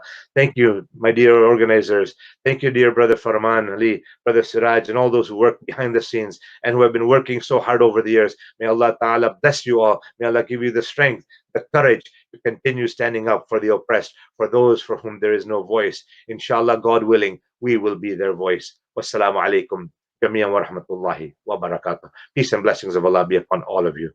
Thank you. Jazakallah, Sheikh. Very well said. And as Sheikh said that right now, absolutely, we are being videoed and recorded and taped. So I just want to make a few things on the record for them to know. And it's a voice, it's a statement from all the peace-loving Canadians. And I want to be loud and clear that Netanyahu, you will see, Palestine will be free. Freedom for Palestine, justice for Palestine. Zionism is racism. Zionism is terrorism. Down with Zionism.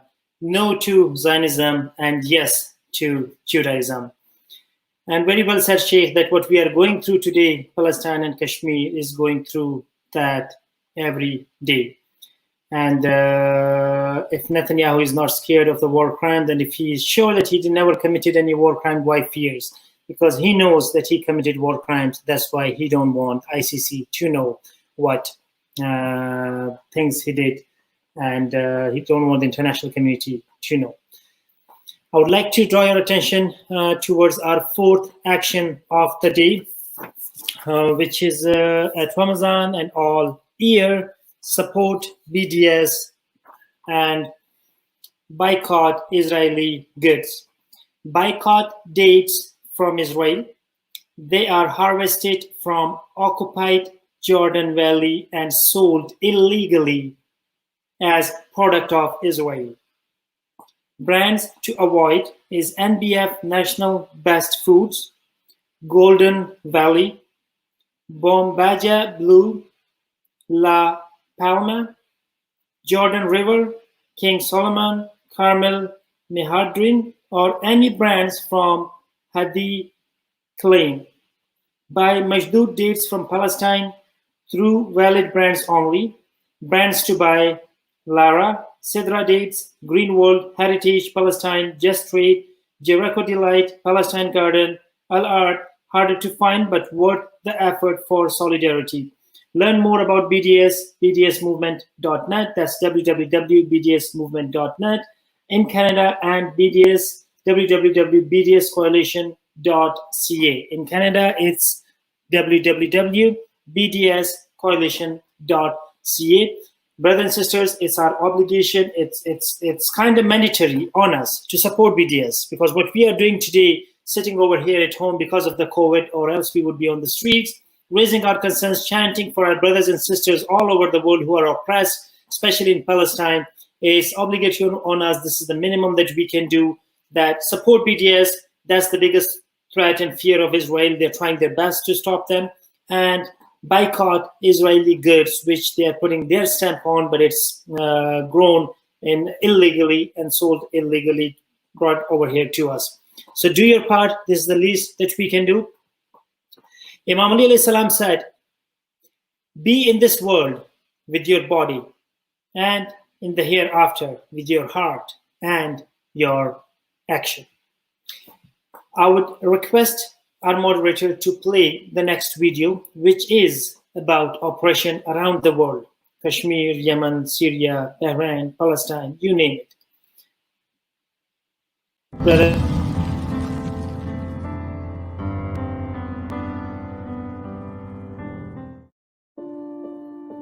As the virus that spread around the world trapped us in our homes, you could get a small taste of what it feels like to be them. If you would minus your clean water, minus a full day of electricity, minus the sense of security in your own home where children fight bombs of Israeli planes with stones. In the time that I've been here, children have been shot and killed. On the 30th of January, the Israeli military bulldozed the two largest water wells, destroying over half of Rafah's water supply. Where Israeli occupiers set up parameters and zones, young Palestinian kids in handcuffs and chokeholds. I can't breathe, said the coronavirus patient, the black race in America, and the Palestinians simultaneously.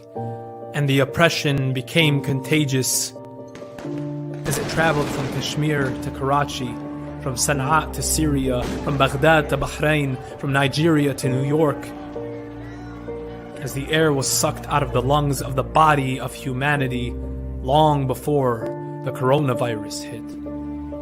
Each believer is like a part of the same body.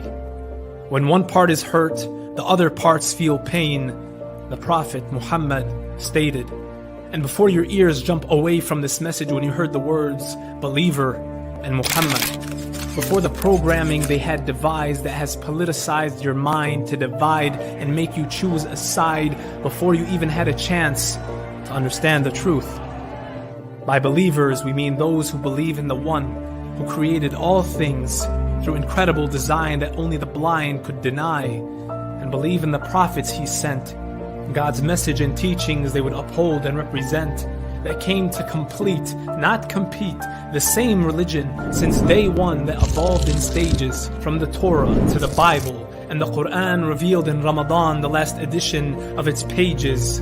One chain, unbroken, undivided, uncollided, the messengers all led from Adam to Abraham, Moses and Jesus finishing with Muhammad, who was the seal, and from Jerusalem he would ascend to connect with God in Jibra'il, that's Gabriel. The same way the prophets did before, unified extensions of his divine grace. And Jerusalem, the holy place, which should be the culmination of humanity and divine faith, has been hijacked by an entity of racism and hate. They claim to be Jewish, but Jews they could be never. This is not the first time people use the name of faith for their own satanic endeavors. Zionism was engineered by the secular elite, wrapped in the garb of religion, just like ISIS, which will soon both meet their defeat. If you could only peel away the tape they've wrapped around your eyes to keep you blind.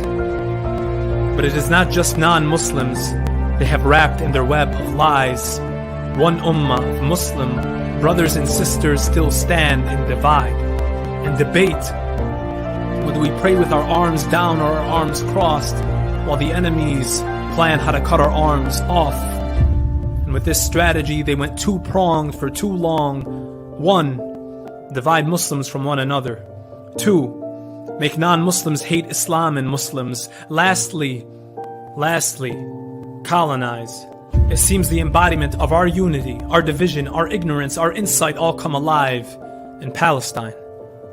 And like it began from Jerusalem, it will be done when the dominoes of corruption crash one by one, when the apartheid wall of Zionism will fall.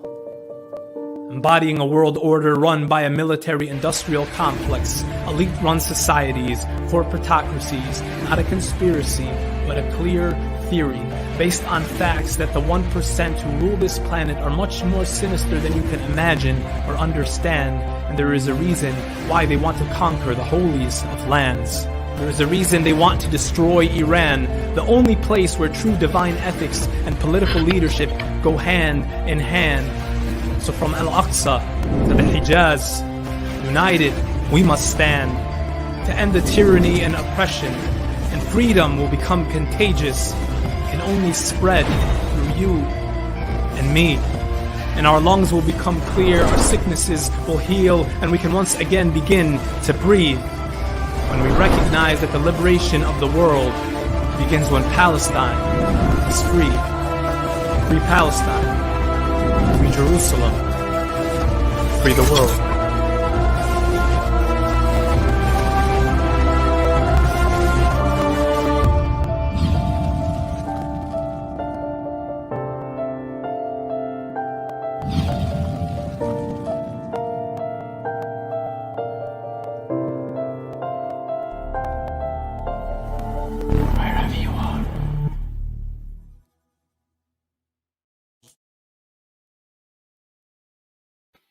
Thank you so much. I just wanted to share that all these action items are being posted in the comments section on YouTube, Facebook, and it's on Al-Quds website as well. Now it's time for our fifth action item of today, which says, take it to Parliament. Again, brothers and sisters, all these action items, their websites, their tiny URL web addresses are on YouTube and Facebook, and it's on Al-Quds website as well. Take it to the Parliament, sign a formal e-petition, please. It will take a couple of minutes, maybe maximum 2 minutes. Please sign a formal e-petition, E2565, to be read in the House of Commons to lift illegal blockade of Gaza. Brothers and sisters, as Sheikh Shafiq Huda touched upon it as well, and we all know what we are going through today is what Palestinians are going through every day. So please do your part, sign these petitions. It will take a couple of minutes. Petition E2565 calls on the Canadian government to, number one, end the blockade on Gaza permanently, and number two, to align Canada's United Nations voting with the majority of the international community regarding the human rights of Palestinians and to respect international law for Palestine. Residents and citizens of Canada are invited to sign petition.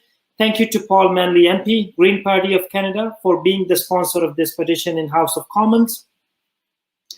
It will take 1 minute to sign the petition. With enough signatures, it will be formally read inside the House of Commons and entered into the official proceedings. Follow the link, tinyurl.com/Al-Quds e-petition Palestine. Please, brothers and sisters, do your part. It will take 1 minute for us to do our part, and it will be formally read in the House of Commons.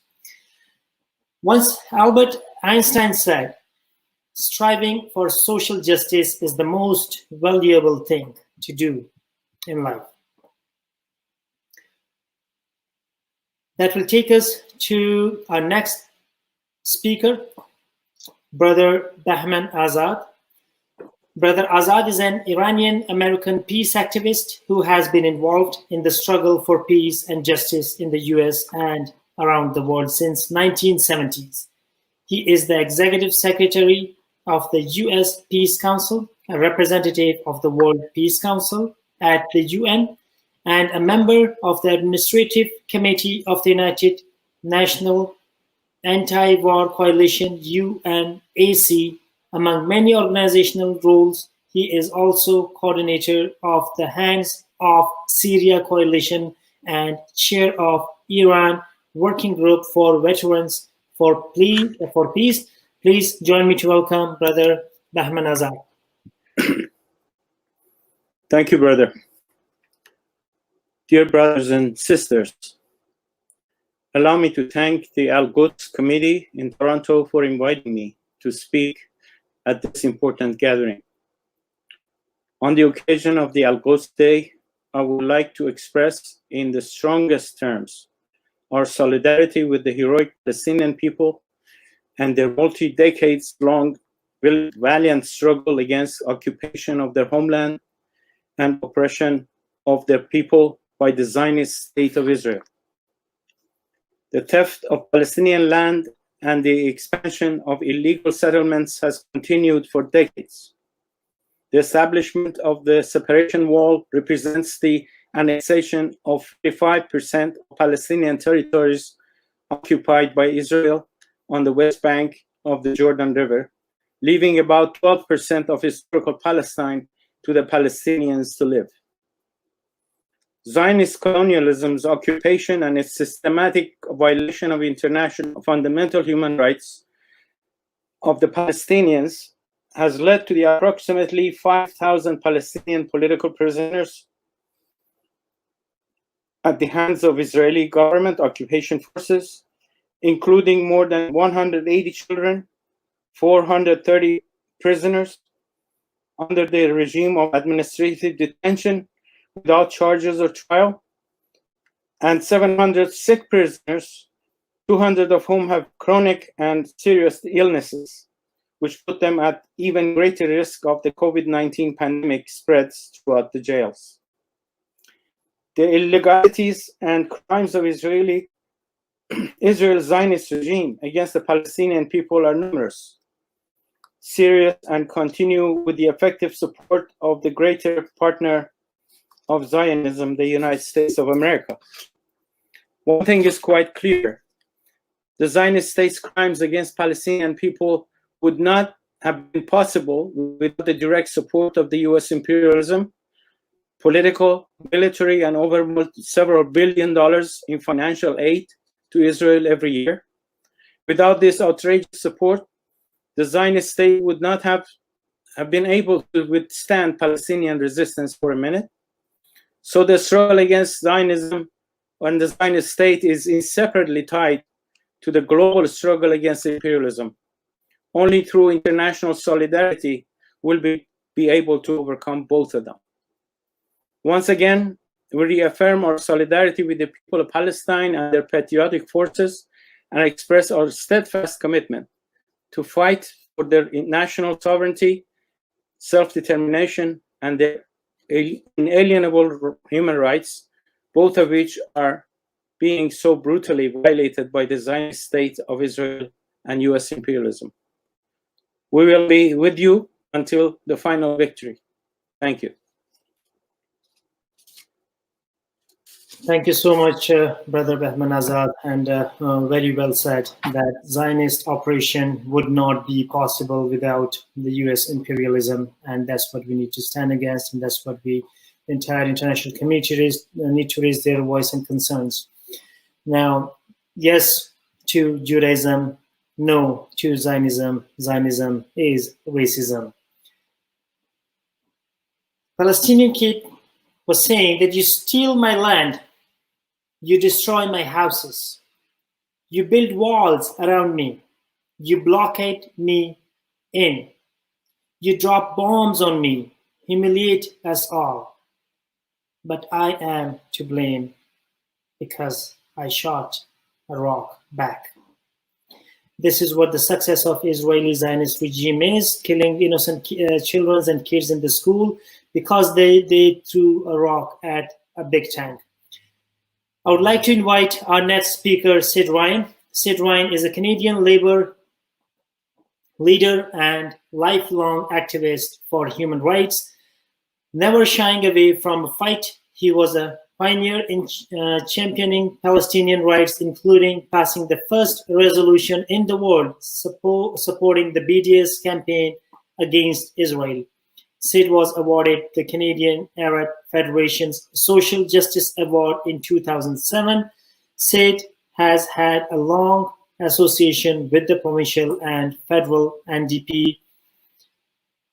Last year, he published a book for his years in Canadian Labour entitled a gender version. Please join me to welcome Brother Sid Ryan. Hello, brothers and sisters.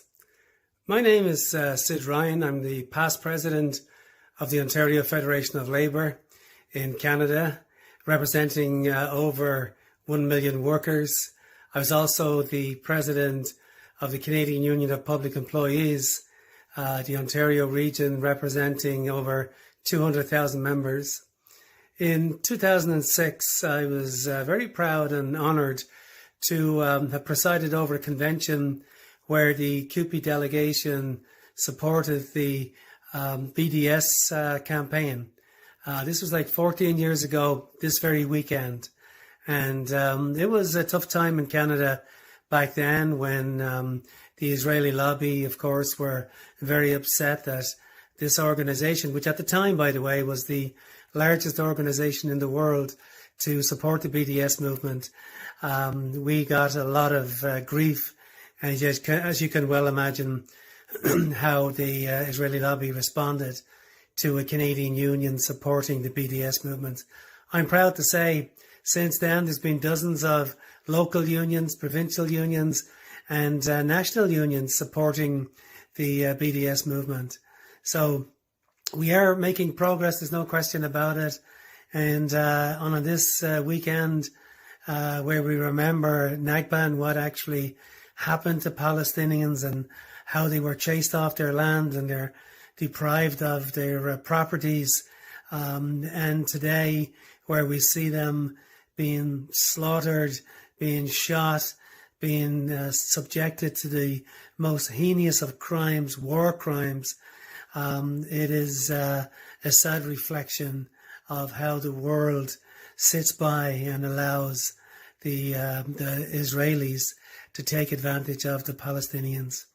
However, being Irish and knowing a little bit about occupations, because our country went through 800 years of British occupation until 1916, when the Irish decided to rebel, and brothers like James Connolly, who helped to lead the movement against the British and themselves became martyrs when James Connolly and his comrades were actually shot to death by the British for daring to try to kick the Brits out of Ireland. Well, here we are, that was 1916, so little over 100 years ago, we gained our independence, and today it's a flourishing nation. So there's no doubt in my mind, none whatsoever, that the Palestinians will one day be free. There is no question that we, as nations around the world, will one day be flying and enjoying the beaches of Gaza. We will be celebrating with Palestinians your freedom, your nation, your will and your determination to continue this fight. 72 years later, I am so proud of Palestinians for what they've done and how they've managed to resist. And we have an old saying in Ireland that the Republican movement use, and that's Tuki Ar Law, and that's the Gaelic language, or ancient Irish language, for our day will come. There is no doubt in my mind that Palestinians will be free and that their day will come. Thank you very much, brothers and sisters. Thank you so much, Brother Sid Ryan, and absolutely, and there is no doubt that Palestine will be free. And it is sad reflection how the world sits back and see what's happening in Palestine by the Zionist regime. Brothers and sisters, it's time for our sixth action of the day, which is donate to Gaza via Canadian charities, taxable and tax deductible. This Ramadan, direct your zakat to Palestinians via 2 Canadian charitable institutions, each with a long history of good works in West Bank and Gaza. International Development Relief Fund, www.idrf.com/zakat. On the donation form, look for designation and choose zakat Palestine. Islamic Relief Canada, which is www.islamicreliefcanada.org/appeals/Palestine. This Ramadan donation to Palestine are automatically doubled to a total of 500,000. Thank you for your generous donations at a time when many Western regimes are cutting funding to UNRWA in Palestine. Your help is more important than ever, brothers and sisters. If we look around us, what's happening with us, what's going on in Canada, even us being very safe and lucky Canadians, what's going on with us, imagine what will be going in Gaza and in Palestine with all these Zionist activities happening over there with the month of Ramadan, pandemic of COVID-19, and even without COVID-19, Israel Zionist regime do not give them clean water. They always try to block the medical aids or whatever they can, whatever is in their power. And brothers and sisters, we are running a banner as well, treasurer for aqc@gmail.com. Please look into the slides running on your YouTube channels below the channel as well. Now it's time for our next speaker, Paul Larodi. Paul Larodi is a political activist and a longtime organizer in the pro-Palestinian movement based in San Francisco Bay Area. He is involved with the international solidarity movement and was one of the founders of the Free Gaza movement and the Free Palestine movement. He also sailed on the Gaza Freedom Flotilla in 2010, the year when the Mavi Marmara was attacked. Paul continues to be outspoken supporter for the liberation of Palestinians. Please join me to welcome Brother Paul Larodi. Dear friends, we are all friends of Palestine and Jerusalem Al-Quds, and we are all in solidarity with Palestinians, including those who have been expelled from Palestine, as well as those who have not yet been expelled from Palestine. But I have to ask you, my friends, what is the value of our friendship? What is the point of being friends of Palestine if Palestine no longer exists? If Palestinians no longer live in Palestine and cannot return there? If Masjid al-Aqsa and the Church of the Holy Sepulchre disappear from the face of the earth? What is the value of our friendship? I'm sorry to tell you that this is the future, unless you and I and everyone who cares will take action, drastic action, to restore justice to Al-Quds, to Palestine, and to all Palestinians. But how? What can we do? What can we do to return the stolen land to its rightful owners and to make Palestine Palestinian again? I suggest that we start to think in new directions. The thieves and the murderers who have been robbing Palestinians of their country will not stop until they are treated as pariahs throughout the world. Let us make Zionist citizens of so-called Israel unwelcome anywhere in the world. Let us refuse to buy their goods, to allow their ships to dock, or their airplanes to land. Let us make pariahs of their supporters as well. Let us reject entertainers and athletes who accept invitations from racist Zionist organizations. We must treat them as we would treat any thieves and murderers. The point is that if we are serious about restoring justice to Palestine, we must be the agents of that justice and to do whatever is necessary to make it happen. Anything less than that, no matter what we are doing or have done, is simply not enough, because in the end, we will fail, and we must not fail.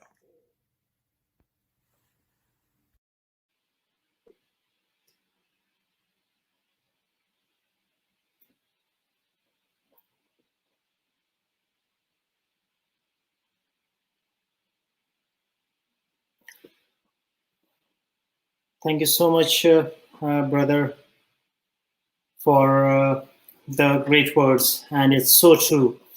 that what is the value in our friendship if Palestine, God forbid, does not exist, or if the Palestinians are not allowed to go back.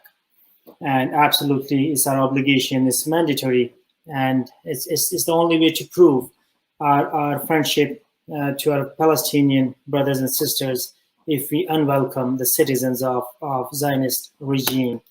And as we have been saying, we always been saying, and that yes to Judaism, no to Zionism.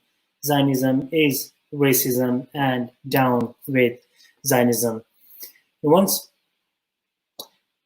I read it in one of the posters for, it was made in solidarity for Palestinians, where it said that an apple fell to the ground around and Newton discovered gravity. Thousands of Palestinians fall and no one has discovered humanity. It's a shame on the international and rich countries of the world, especially from the West End, that they see what's happening in Palestine and nobody has the courage to say a word against the Palestinian, for the Palestinian and against the Zionist regime. So that brings us to the end of our event for today. Just wanted to let all the brothers and sisters know that on behalf of Quds Committee, we are in midst of coordinating with our police so we can gift masks as a gesture of thanks and appreciation for their hard work and in keeping us safe and protected. Brothers and sisters, thank you for joining us for this historic event. Thank you for, thanks to our amazing speakers and spoken words performers. We appreciate their energy and wisdom that they shared with us today. This rally is shareable on YouTube. Please share it with your friends and family. Also encourage them to take action. And these action items can be accessed anytime via the links in the comment section in YouTube and on the website. Brothers and sisters, we wish you happy rest of the Ramadan, and we wish you happy Eid next week, inshallah. We will meet again at the next year Quds Rally Day on the streets of Toronto. We will not stop until Palestine is free and Zionist regime is vanished from the land, which is practically, technically the land of Palestinians. It should be called Palestine, not Israel.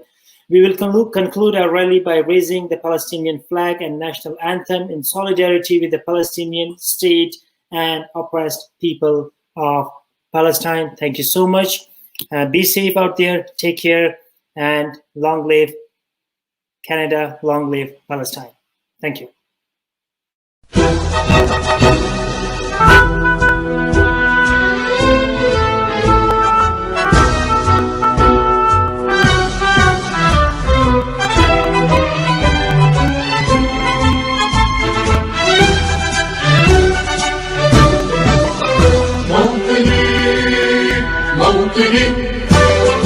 الجلال والجمال والسناء والبهاء في رضاه